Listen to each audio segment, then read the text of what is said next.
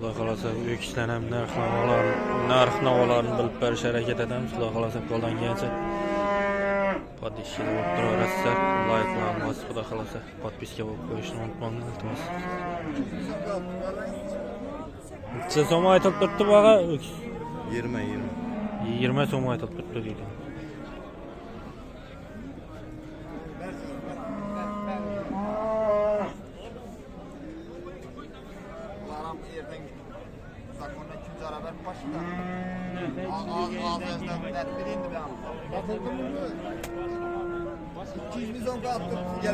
Sezon so'rab turibdilar bunaqa?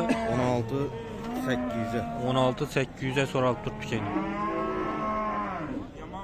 Savdosini bersan.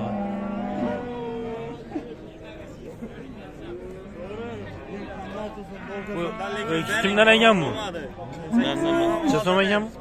20 so'm aytib turibdi ekan. Bozor so'rab turibmi? 18 so'rab turibdi ekanlar.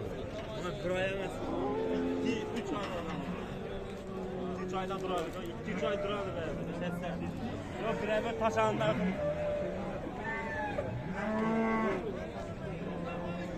Savdosini bersan. Bu ikisi kimdan ekan? Necha so'm aytibdi? 25 so'm aytib turibdi ekan.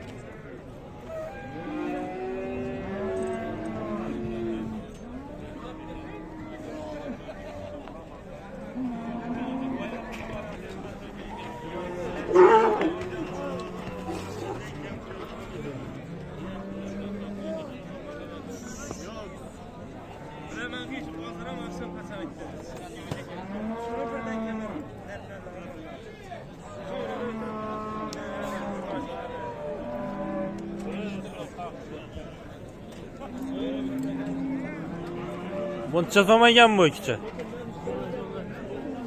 20 so'm. 20 so'm aytib turibdi deydi. Bozor so'rab turibmi? Necha so'mga chiqdilar? 300 ga chiqdilar bergan. 17 300 ga chiqdi bermadim deydi.